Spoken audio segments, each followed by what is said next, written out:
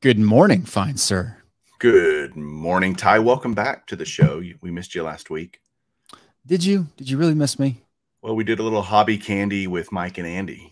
You know, That's literally the cheesiest name I've ever heard, but it's got a good ring to it.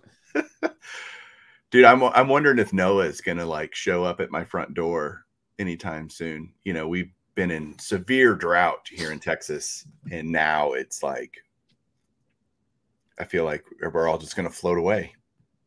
In Texas, we call it a turd floater. Do y'all call it that anywhere? No, we don't say that. It's a turd floater out there. That's kind of maybe a southern thing. I don't know. If Noah did arrive at your front door though, and he was like, "Hey, bro, I'm not bringing animals this time. Like, I need 2 of every card you got." Taking cards. Save it for yeah.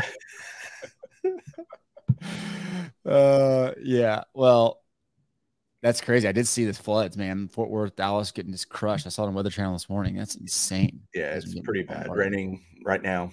Probably will the rest of the day and tomorrow. So if I'm not here, no. If I got to save all the cards. Save the cards. Just wrap a raft around them. Right. We did. We had a fair this week up here in Idaho, and my son did 4-H all year. For anyone that has not done 4-H, or if you have done 4-H, let me know in the comments. I'd be curious to know if you've had your kids do 4-H. My son, my 12-year-old, raised a pig for 4-H. Our first experience with 4-H, and man, it was a grind to get there. But Fair Week was so fun. We had so much fun all week. It was just like the culture, the community, just different experience, man. We really had a good time. He missed weight on his pig, so he didn't get to auction it off. I'll tell you a crazy story though. So we're, there's all these kids, they take their animals, they raise them, they have to meet all these specific specifications, and then they get to auction them. And a lot of times, like, it's a tax write-off for these businesses because it goes through 4-H. So you get a lot of, like, the normal price per pound is like quadrupled. Well, the last cow that comes up, the last steer up for bid, is a kid that has like a blood disease. And he goes up to auction it off, and they just talk about how he's using this money to, help his family, all this stuff. He raised it himself, and he does not have a long life expectancy. So normal cows were going for anywhere from $7,000 to $9,000. This cow gets bid up to $48,000. $48,000. And it's just like this emotional moment in this building. And then when we're done, the auctioneer gets up and just says, "Hey, look, as another way of showing support to this young man, if you want to donate $1,000, raise up your number, and you can add another $1,000 to his bid." 30 more people raise their numbers. 78 grand goes to this family to help them out. And the community just like comes around and is like, hugs this guy, basically. And the dad comes up kind of unannounced and just is super emotional, talking about how this will allow them to do a lot of things for his health that they weren't able to do. And it was just a really neat moment. That is super cool. Yeah. Sorry, that was a long story, but no, hey, that's all right. There's plenty of card stuff to talk about. We'll get off of that. Well, your recent video on Baseball Collector was good. You talked about basically not missing this moment. There's a moment right now for certain players, and there's always a moment in some seasons for certain players. But right now, with the craziness of Pujols, Cabrera, says he's going to be back. So maybe Miguel will be back, but Pujols is doing something special. And there's only how many games left to see him? 30, 40? Yeah, 6 weeks ish. 5 weeks left. I guess they'll be in the playoffs too, but.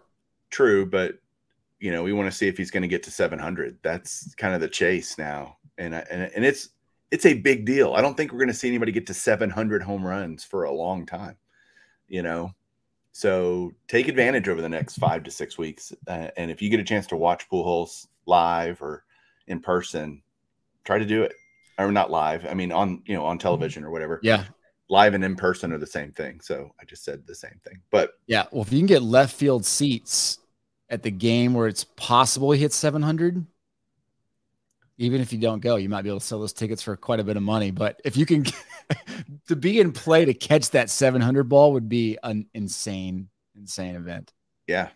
And yeah, the Cardinals are going to make the playoffs, so you'll see him there. But yeah, it's fun. I mean, there's players in every sport that I think in the moment we don't think about it, especially like telling, hey, like you would tell your kids, like, hey, sit down and watch this guy hit, because you want to grow up and say, I intentionally watched Albert Pujols, for example. Or you got a guy in basketball like LeBron, you know, who's going to go down as certainly top 10 greatest players, maybe top 5 greatest players of all time. Yeah. Some people think he's the greatest player of all time, but you know, we don't do that in the moment. We look back and go, oh, I'm glad I saw them, but we don't relish it. Yeah. You know? And yeah, that's a great point. So think of a few other players. I mean, you got in basketball, you maybe have Durant on that list. You never know with his injuries. I mean, he's gonna be a Hall of Famer, I think. But it'd be great to see him. Steph Curry, I think we agreed, probably has 3, 4, 5 years left. But in football, you got some big boys in there. Like, you got one more season to go see Brady play. And I would put Aaron Rodgers on that list as guys that you got to go see. Yeah. Anybody else? No, I can't think of anybody else in football. But, you know, it's just relishing greatness. You know, it doesn't come along every day, and appreciating someone's career. And, you know, we get to see great moments all the time, but appreciating someone's body of work in whatever sport is important. Yeah. So agreed. Well, we're going to talk about a big topic here in a minute. But before we do that, let's talk about this mantle. Do we know if it's sold? You have it pulled up, right? Has it sold yet? It is not. It's got 5 days left, and it's kind of been stuck at this little over $6.5 million hammer price, almost $8 million, which would still be the largest sports card sale ever, depending on how people look at it. How do people look at? Do they look at it as hammer price or with buyer's premium price? I look at it with like hammer price. The buyer premium stuff, I don't think, I personally don't factor it in. Well, I look at it as that's what the person actually pays, is with the buyer. They don't get to pay the hammer price. That'd be nice. They paid X, Y, you know, with buyer's premium for that card. They paid, in this case, almost $8 million. I don't know. We'll see what the hobby says about it. What will it be advertised at? Like, when this thing closes, will it show like in bold 6.6 or will it show in bold 7.9? I don't know. That's what will be interesting to see. Yeah, what they do. I would put the 7.9. What's normal? I mean, what's normal for them on a closed auction? I honestly don't pay attention. I was gonna say I don't either. So that's on a closed auction they put with buyer's premium. Oh, okay. So that's probably the number people will talk about then. I guess I haven't really thought of it that way. And it's funny, it's been stuck here. Do you think it moved? It's got 5 days. You think there's a lot of last minute guys just watching and waiting? I mean, it feels like we've been watching this card forever. And well, let's be honest, Mike. I mean, you're at 6.6. There's not many people that can bid at 6.6 million right now. Right. It's not like you were waiting in the shadows to cast a bid. I mean, there's probably a handful of people that even would consider bidding at this point. Right. Or, you know, a consolidate, get people together and and buy it. But yeah, I don't know. I thought it was going to be a lot higher. And it still might get a lot higher. We'll be able to do next week's On the Fly. We'll know what the price was on it. But seeing it now, what's your prediction? Now, looking at it, I think it'll get to 10 million with buyer's premium. But it could sit here. Honestly, I don't know. So it's got to basically get to 8.2 on the bid to get to 10, right? Yeah. Ish, right around there. Okay. Yeah, but it's weird. It's not moving. I don't know. Yeah. Is the high-end market just dying quickly? This is not even high-end market. This is like elite, ultra, uber high-end. I think this is not even qualified as to normal high-end market, in my opinion. Good point. No, I think you're right. I think you're right. So that's where the mantle is. Yeah. Interesting. So some other stuff that I find interesting right now is just the release calendar in general. Like, if you look at the last couple of weeks, you've seen a lot of products get pushed back. into next year now, products that we're normally releasing in September, releasing in January. If you look at the football calendar, it's like a desert, right, for 2022 products. Do you think Panini in the back of their minds thinking, we know the 2022 class is so awful with a couple players in there, we know it's not going to have a lot of kind of standing power on its own, that they're dragging out the last few big 2021 releases? I guess that's a good point. It's sad that they still have 2021 releases that like, I don't even know what to say to that. It's like, are you kidding me? We're literally starting the football season in 2 weeks, or whatever, 3 weeks. Regular season, we're already deep into the preseason. So maybe, I mean, do you think they are? I do. I do think I think there's a little bit of that factored in. I also feel like maybe there's this thought that the 21 class got a little bit of the, kind of got it shafted a little bit because of just the downturn in the market. And you look at that class and it is a loaded draft class. Like you compare 21 to 22 and it's like, holy crap. So the fact that like Optic just came out, right? It's got so much more buzz than it would have even 4 months ago or 5 months ago, that I think Panini probably made the right decision. I mean, I hate to say that, but it's like there's a lot more hype and excitement around it because they pushed it off a bit. It's interesting that it's so hard to tell how good a draft class. We can say 21's loaded in 3 or 4 years. So we might look back and say that's not true, or the 22 class ended up being fantastic. Yeah. It's so hard to be predictive in the moment of how good is a class going to be. That's true of any sport.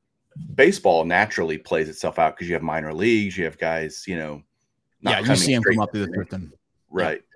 Yeah. And that's easier to do than in football or even basketball. These guys are drafted right out of college, right? And they go, they're either good or not good pretty quickly. And there's no development of players anymore. It's like, you got to be good right now, especially in the hobby. Like if you're great instantly, then, but that can also fall off a cliff. Look at Zion, right? Expectations through the moon, and then bleh. So hard to tell. Yeah. Well, I'm excited about football. It's crazy, man. So you go to like card shows now, and you've done this. The hype around football is real. Like the prices people are for football cards this is what we thought should have happened 3 years ago. We were always surprised by how unviewed, football cards are.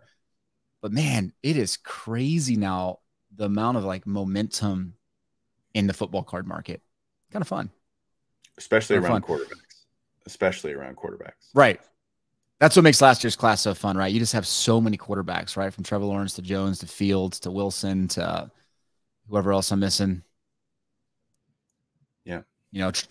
Trey Lance, some big names in there that are starting this year. Ellinger, all is going to be fun to watch.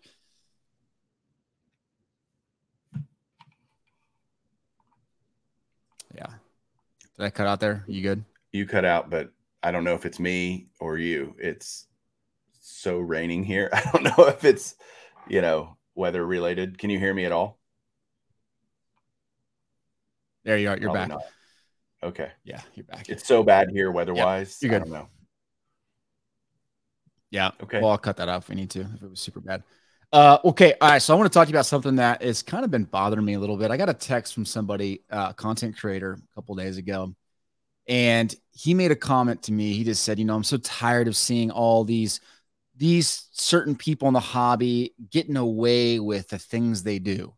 I think we all need to kind of step up and be more adamant about calling people out and like basically eradicating all the negative people in the hobby.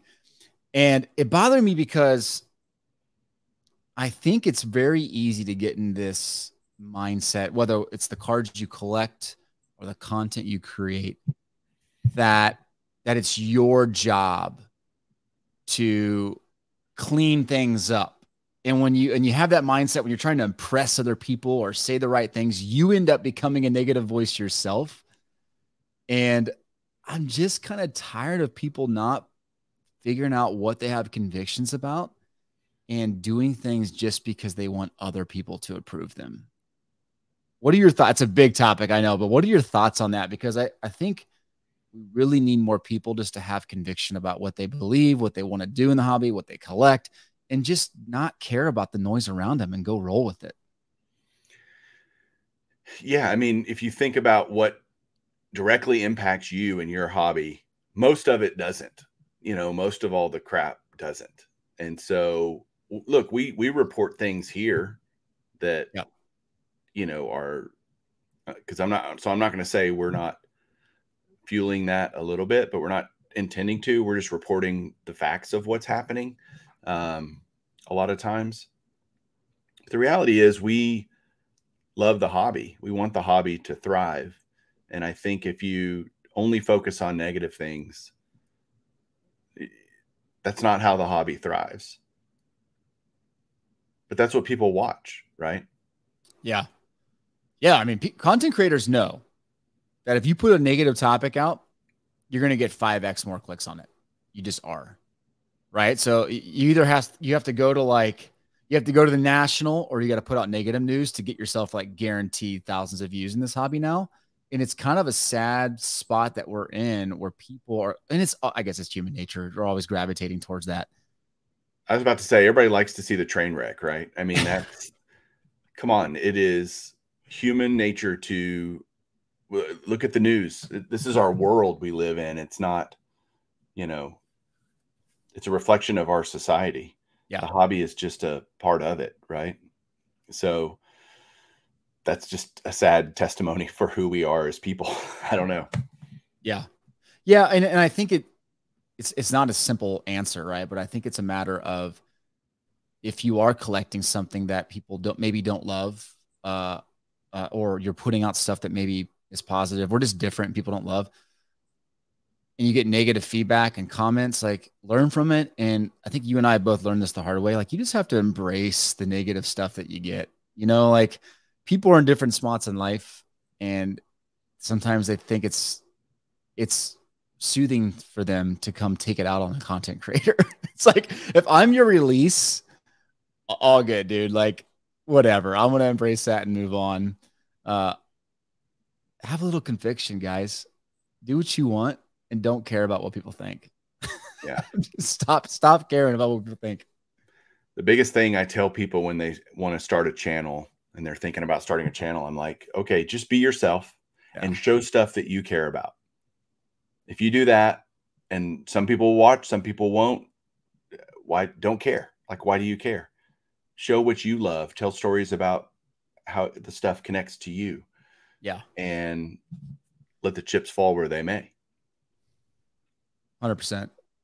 100%. We got, you probably saw the Chasing Cardboard video I did last week. And it was just responding to the constant pushback we would get on, well, wow, you underpaid on that. You ripped this guy off. He said this was worth $100,000. You offered him $25,000 in cash. How dare you? What an insult. And it's like, first off, that's just tendency of people many times. You just assume that that someone's trying to rip someone off. And then second, there's so many uneducated people in the hobby now that don't realize what goes into this. And you and I were having this offline conversation about, like, people don't realize how hard it is to front that much cash on a deal where you got a lot of cards that are going to sit there for months and months and months. And you've been there many times as well. Yeah. The negativity surrounding just people being uneducated is just insane as well. Yeah, I totally agree. And we, it's sad that we even have to answer that. It's sad that you have to do a video about that and talk through the process of how we determine what to offer on a certain collection. It's not fair, but people want to know, I guess. They should just be glad we're even doing it. We're showing them inside the process, right? Yeah. Well, again, I think it's just they don't know what they don't know. Right. They've never been in that situation. They never had, some of these people have never had to go sell 5,000 sports cards individually. Right. And people think that it's just immediate, like snap the finger, like, okay, they're on eBay, they're going to start printing money. It's like the world doesn't work that way, especially the hobby.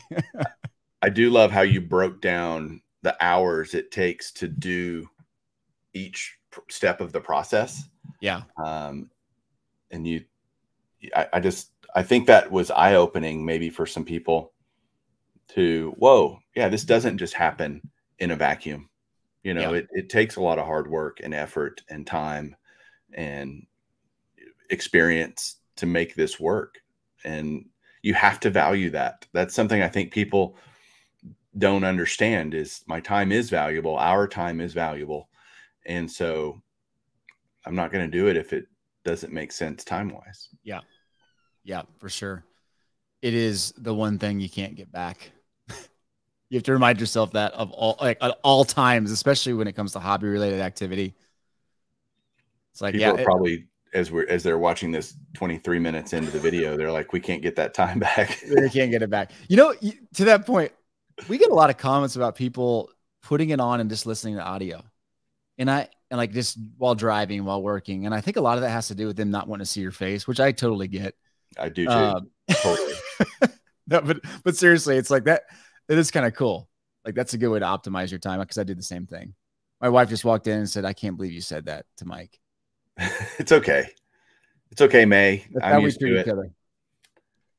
It's all good. It's all good. I'm used to it. Yeah. So what do you got this week? I know there's a Chasing Cardboard coming out Thursday. Yeah, it's the big one.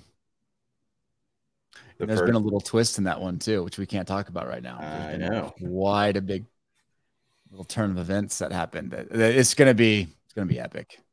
But part one of Tulsa is Thursday. Yep. I got. I'm interviewing Dr. Beckett this week for Golden Age of Cardboard. Nice. So you may have heard of him. Yeah, I have heard of him. Yeah. What's up with Hobby Hotline? Anything you want to talk about there?